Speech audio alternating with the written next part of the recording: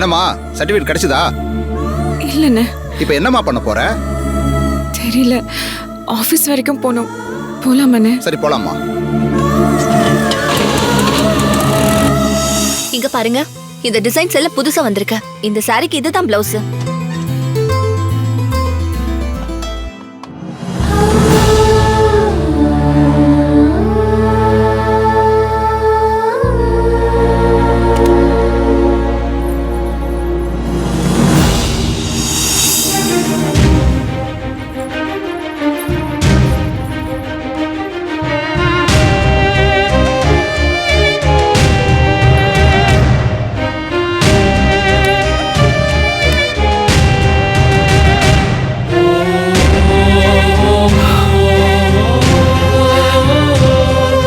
ஐயா, எப்ப ராஜேந்திரா இந்த பையோட சொந்தக்காரனை நான் கண்டுபிடிக்க போறேன்? நான் வாழற இந்த வாழ்க்கை கண்ணுக்கு தெரியாத இந்த கடவுள் கொடுத்த பிச்சை தானடா. அவருக்கு என் நன்றி கடனை நான் எப்ப செலுத்த போறேன்? கடை ஆரம்பிச்ச முதல் வருஷத்திலிருந்து இதுவரைக்கும் லாபத்தில் வர்ற சரி பங்கை அவ அக்கௌண்ட்ல போடுறீங்க.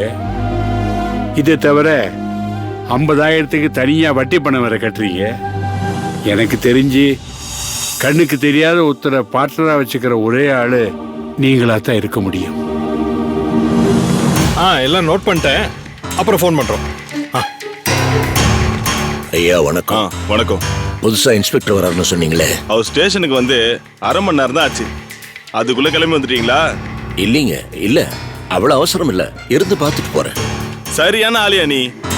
இது வரைக்கும் இந்த 50 வருஷத்துல 100க்கும் மேற்பட்ட இன்ஸ்பெக்டர் மாறியாச்சு. அவ்வளவு பேருக்கும் உன் மஞ்சப்பை கதை மனப்படமா தெரியும்.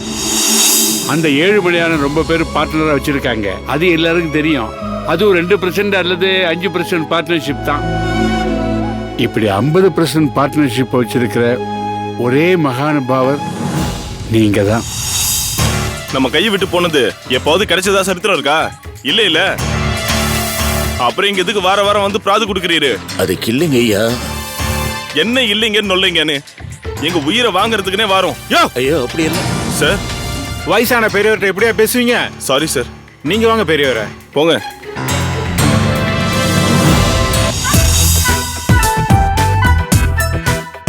ராஜி, இந்த டிசைன்ஸை அவங்க கிட்ட காட்டு.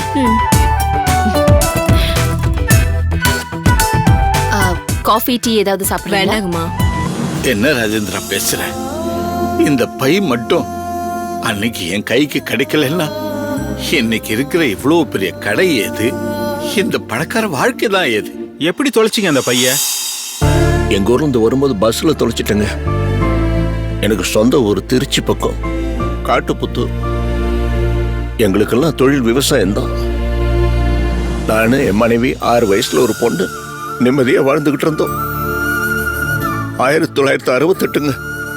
அப்போ அந்த ஏரியா பூரா வைசூரி வந்து 100கணக்கான ஜனங்க காலியானுங்க. அதுல என் மனைவியும் பலியாய். திடீர்னு என் மனைவி இழந்ததுல உலகமே இருண்டு போச்சுங்க. குழந்தை வேற தாய் இல்லாம அம்மா அம்மான்னு கத்திக்கிட்டு இருந்துச்சு. அந்த ஊர்ல இருக்கவே பிடிக்கல. விட்டா போதுன்னு கிளம்பிட்டேன். இருந்த நஞ்ச பஞ்சையெல்லாம் வித்து அப்போ ஒரு 50,000 ரூபாய் வந்துச்சு. அது இறந்து போன மனைவி ஞாபகமா அவ தாலி சரட்டை எடுத்து வச்சிருந்தேன். காலை மெட்டி ஒரு ஜோடி, 3 ஒரு மஞ்சள் பையில போட்டு என்ன வேணா ஆகட்டும்னு சொல்லிட்டு குழந்தைய கூட்டிட்டு பஸ் ஏறி சென்னைக்கு புறப்பட்டேன். பஸ்ல வரும்போது பிரம்ம பிடிச்ச மாதிரி இருந்தேன். எனக்கு ஒண்ணுமே நினைவில்லை. திடீர்னு இடி விழுந்த மாதிரி இருந்துச்சு. பக்கத்துல வர குழந்தை அழுதுகிட்டே இருந்துச்சு. என் கையை பிடிச்சுக்கிட்டேன். நான் அதை சமாதானப்படுத்துறதுலே இருந்தேன். சென்னையில வந்து இறங்கும் போதுதான் பார்த்தேன் அந்த மஞ்சள் போய் தொலைஞ்சு போயிருச்சு. யார் எடுத்தா எப்படி போச்சு ஒண்ணுமே தெரியல.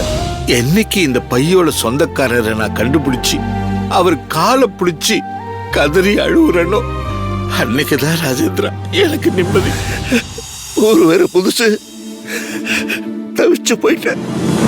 சின்ன குழந்தை வேற, அதை காப்பாத்தி ஆகணும். எப்படியோ கஷ்டப்பட்டு அங்க எங்க 4 பேர் காலில் விழுந்து ஒரு ஸ்கூல்ல தமிழ் வாத்தியார் உத்தியோகம் கிடைச்சிச்சு. அதை வச்சுக்கிட்டு எப்படியோ சமாளிச்சு குழந்தையெல்லாம் வளர்த்து ஓரளவுக்கு பெரியவளாக்கி எப்படியோ கல்யாணமும் கட்டி கொடுத்துட்டேன். அந்த சந்தோஷம் கூட நினைக்கலைங்க எனக்கு. அண்ணன் ரொம்ப கொடுமைக்காரனுங்க. என் பொண்ணு மாப்பிள்ளை 2 பேருக்குமே அகால மரணம். என் பொண்ணு, அவளுக்கு 3 குழந்தைங்க, 2 பொண்ணு 1 பையன். இப்ப நானு இந்த 3 குழந்தைங்க, அந்த குழந்தைகளோட தான் நான் இப்ப இருக்கிறேன். ஐயா சொல்றேன்னு தப்பா நினைச்சுக்காதீங்க. 1968ல 50,000 ரூபாய்க்கு சென்னையில மெயின் ஏரியாவில் எங்கேயாவது ஒரு இடத்த வாங்கி போட்டிருந்தீங்கன்னா இன்னைய தேதிக்கு நீங்க நிச்சயம் ஒரு பெரிய கோடீஸ்வரனா இருந்திருப்பீங்க. இப்படி அஜாக்கிரதையா விட்டுட்டீங்களே. நீங்க சொல்றதெல்லாம் வாஸ்தவங்க. அந்த 50,000 இன்னைக்கு யார் கையில கிடைச்சிருந்தாலும் அவர் இன்னைக்கு கோடீஸ்வரர் தான். மாமா, அம்மா.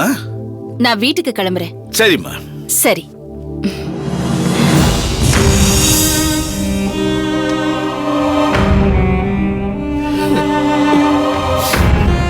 ஐயா, என்னோட 50,000 ரூபாய் பணம் போனது கூட எனக்கு பெருசு இல்லைங்க. நான் என் பொண்டாட்டி ஞாபகார்த்தமா வச்சிருந்த அந்த தாலிச்சரடு, அவ போட்டு இருந்த அந்த மெட்டி, அது போயிருச்சிருந்தா எனக்கு ஒரே வருத்தம். அது எப்படியாவது கிடைச்சிட்டா நல்லா இருக்கும். அதுக்காக தான் உங்களை அடிக்கடி வந்து தொல்லை பண்ணிட்டு இருக்கிறேன். தொல்லைன்னு பெரிய வார்த்தைலாம் சொல்லாதீங்க பெரியவரை. 50 வருஷமா ஒரு பொருள் கிடைக்கலன்னா அந்த கேஸை நேரம் க்ளோஸ் பண்ணியிருப்பாங்க. ஐயோ, இருந்தாலும் மனசை தளர விடாதீங்க. நம்பிக்கை வைங்க, நல்லதே நடக்கும். என்னாலான முயற்சிகளை கண்டிப்பா நான் செய்யறேன். சரிங்க, நான் வரேங்க. வாங்க. ஐயா, நான் தொலைச்ச மஞ்சள் பை கிடைச்சிருமில்ல?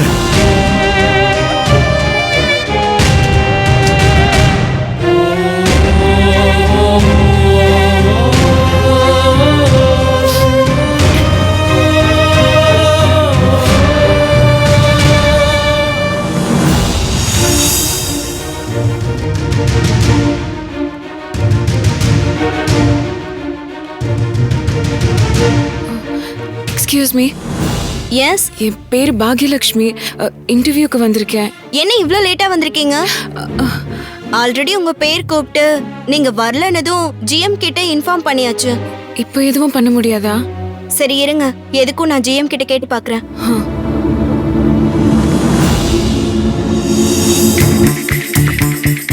சார், இங்க பாக்கியலட்சுமிங்கிறவங்க வந்திருக்காங்க. அவங்கள உள்ள அனுப்பலாமா சார்? ஆ, ஓகே சார். நீங்க உள்ள போங்க. Thanks. May I come in sir? Come in. Good morning sir. Good morning. Good morning. Please take your seat. Thank you sir. பேரு பாக்யலட்சுமி தானே? ஆமாம் சார். நீங்க லேட்டா வந்ததுக்கு உங்களை இன்டர்வியூ பண்ணக்கூடாது. ஆனா இதுக்கு முன்னாடி நடந்த ரிட்டன் டெஸ்ட்லயும் ஆப்டிடியூட் டெஸ்ட்லயும் நல்லா பர்ஃபார்ம் பண்ணிருக்கீங்க. அதை பார்த்து தான் உங்களை நாங்க கூப்பிட்டோம். Thank you sir. இன்டர்வியூல கலந்துக்கிட்டவங்கள இதுவரைக்கும் நல்ல மார்க் ஸ்கோர் பண்ணது நீங்க தான். இந்த ஃபைனல் இன்டர்வியூலையும் நீங்க பாஸ் பண்ணிட்டீங்கன்னா அப்பாயின்மெண்ட் ஆர்டரை இன்னைக்கே உங்க கையில கொடுத்துருவோம். Thank you sir. இன்டர்வியூ ஸ்டார்ட் பண்ணலாமா? Okay sir.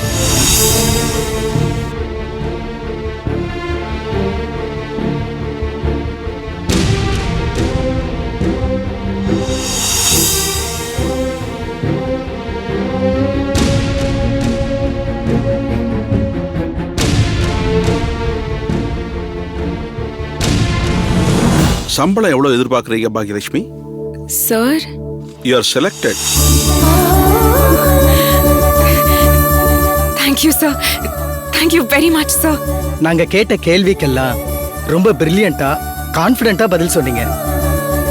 நீங்க எங்க கம்பெனிக்கு தேவையான எலிஜிபிள் கேண்டிடேட் தான். Thank you sir. Thank you so much. சம்பளத்தை பத்தி கவலைப்படாதீங்க. நீங்க எதிர்பார்க்கறதை விட அதிகமா தான் இந்த கம்பெனி உங்களுக்கு கொடுக்கும். பதிலுக்கு உங்ககிட்ட இருந்து நாங்க எதிர்பார்க்கறது ஒன்னே ஒண்ணுதான், உங்களோட நேர்மையான உழைப்பு. நிச்சயமா என் வேலையை நான் நேர்மையாவும் திறமையாவும் பண்ணுவேன் சார். என்னால என்ன பெஸ்ட் கொடுக்க முடியுமோ அது கொடுப்பேன் sir. Okay, all the best. Thanks lot sir. Sir அவங்க காலேஜ் சர்டிஃபிகேட் நம்ம இன்னும் வெரிஃபை பண்ணலையே. ஆமா, அதை செக் பண்ணல. உங்க சர்டிபிகேட் கொடுங்க.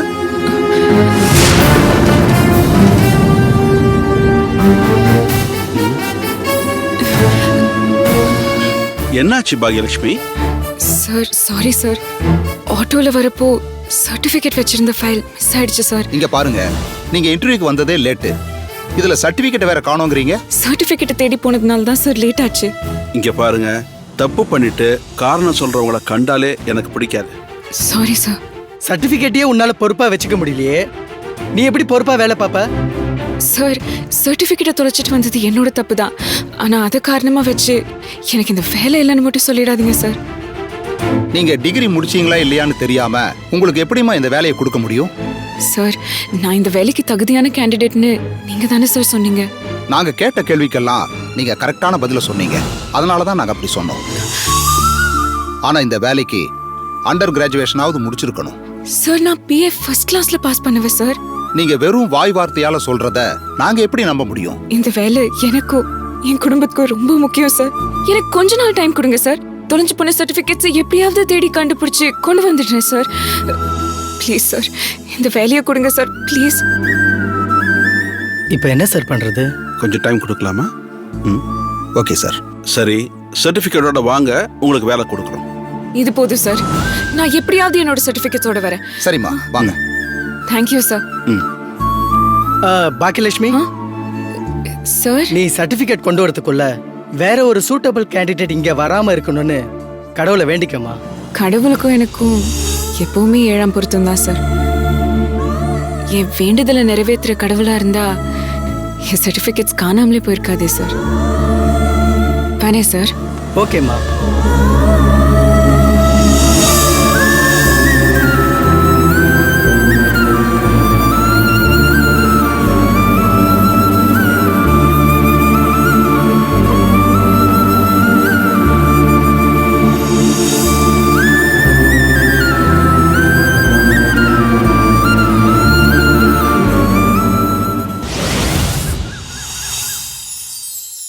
பொண்ணுக்கு கல்யாணம் வச்சிருக்கோம், அதான் பத்திரிக்கை கொடுத்துட்டு போலான்னு வந்தோம். பெரியய்யாவை கூப்பிடுங்க, இன்விடேஷன் கொடுக்கணும். இன்னைக்கு மாமாவோட பிறந்த நாள், கடைக்கு போயிருக்காரு. அடடே, தெரிஞ்சிருந்தா ஐயாவை கடையிலே பாத்துருப்போமே. பரவாயில்ல, பத்திரிக்கை என்கிட்ட கொடுத்துருங்க. மாமா வந்ததும் நீங்க வந்துட்டு போனதா தகவல் சொல்லிடுறேன். சரிங்க. சரி, இந்தாங்க, எல்லாரும் அவசியம் வர. ரொம்ப சந்தோஷம். கண்டிப்பா.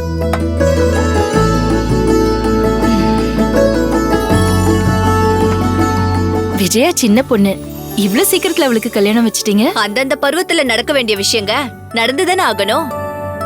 என் பொண்ணு சின்ன பொண்ணுன்னு சொல்றீங்களே, நீங்க மட்டும் கமலாக்கு மாப்பிள்ளை பார்க்காமல இருந்திருப்பீங்க. கமலாவுக்கு எங்க மாப்பிள்ளை பார்த்திருக்கீங்க? இன்னும் பார்க்க ஆரம்பிக்கலைங்க. அவ படிச்சுக்கிட்டு இருக்கா, அதான் கொஞ்சம் லேட்டா பார்க்கலான்னு. கமலாவும் விஜயாவும் ஒன்னா படிச்சவங்க. இப்பயே பார்க்க ஆரம்பிச்சா தானே சட்டு புட்டுன்னு முடிக்க முடியும். நீங்க சொல்றதும் சரிதான், ஆனா கமலா மனசார ரெடி ஆகணுமே, அதுக்கு கொஞ்சம் டைம் கொடுத்துதானே ஆகணும். சொல்றேன்னு தப்பா எடுத்துக்காதீங்கம்மா. கமலா தாய் இல்லாம வளர்ந்த பொண்ணு. இவ்ளோ வருஷம் ஒரு தாய் ஸ்தானத்துல இருந்து நீங்க தானே கமலாவை வளர்த்துட்டு வரீங்க. கமலா கல்யாணத்தை நடத்த வேண்டியது உங்க பொறுப்பு தானே. அதே மாதிரி எந்த பொண்ணும் எனக்கு கல்யாணம் பண்ணி வைங்கன்னு சொல்லாதுமா. நாம தாமா அதை புரிஞ்சு நடத்தி வைக்கணும். அப்ப நாங்க கிளம்புறோம். சரிங்க, வாங்க வரோம். வாங்க. காயெல்லாம் வெட்டிட்டு வேலையெல்லாம் முடிஞ்சு போச்சு. இனிமே நீங்க தான் உங்க சபையெல்லாம் ஆரம்பிக்கணும். லட்சுமிமா, என்னது வந்தவி ஏதாவது வஞ்சிட்டு போயிட்டாவளா? இல்ல, எனக்கு புரிய வச்சுட்டு போறாங்க. ஆ,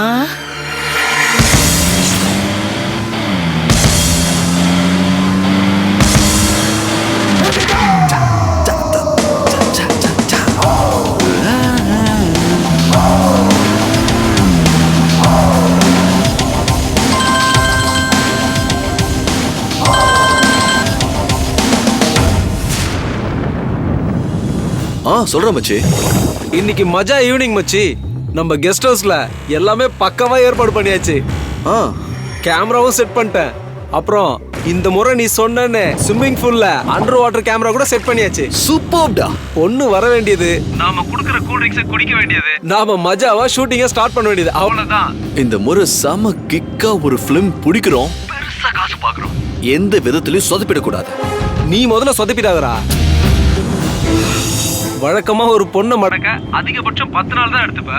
100 நாள் ஆகியும் இன்னும் விழா எடுக்காம இருக்க. அவளை நம்ம இடத்துக்கு கூட்டிட்டு வரதுக்கு அவகிட்ட எவ்வளவு பில்டப் பண்ணிருக்கன்னு எனக்கு தான் தெரியும்.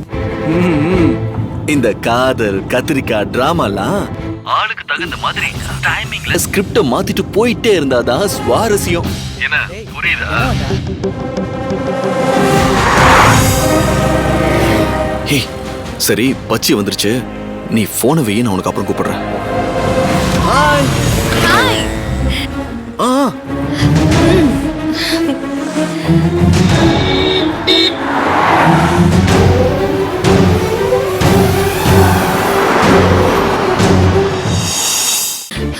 ஹே get in.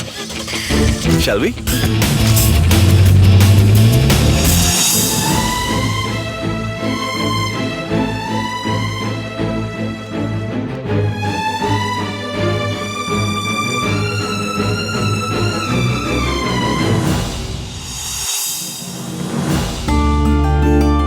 என்ன தாத்தா இங்க நின்னுட்டு இருக்கீங்க?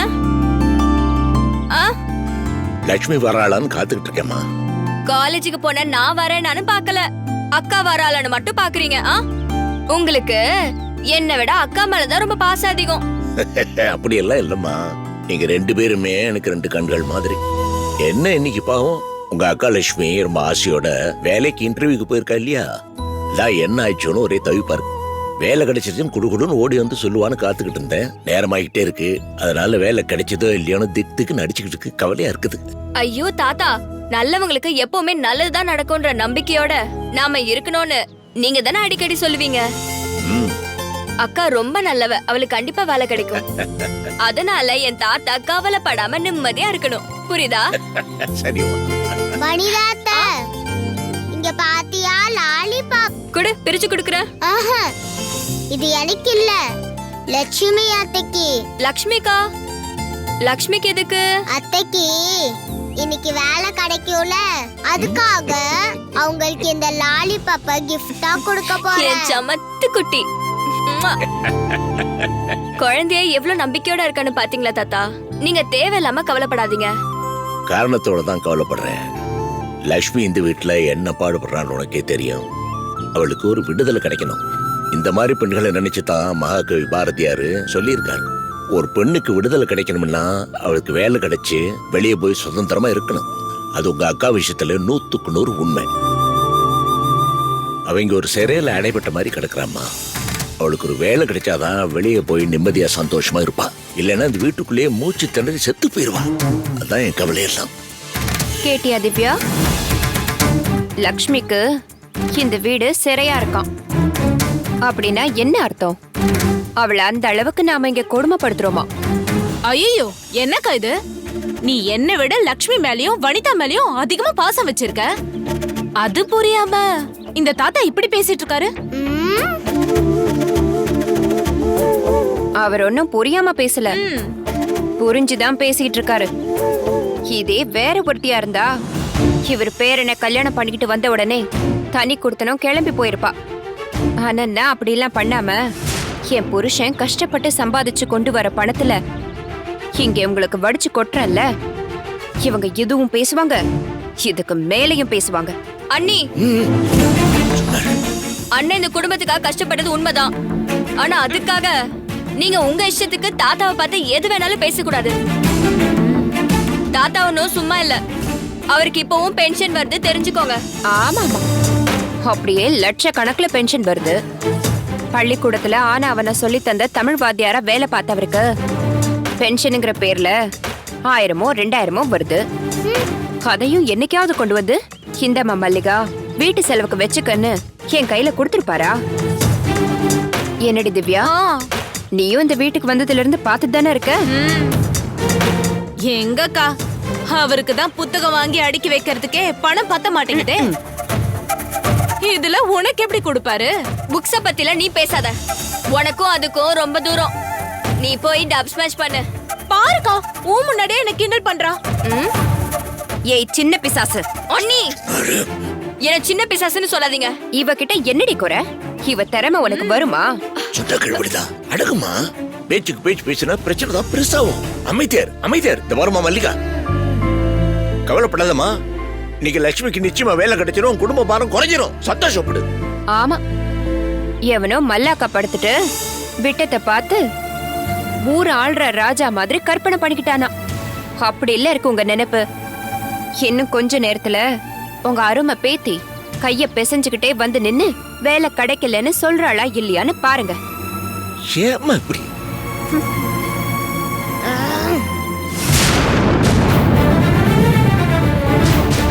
அக்கா, லக்ஷ்மி வந்துட்டா.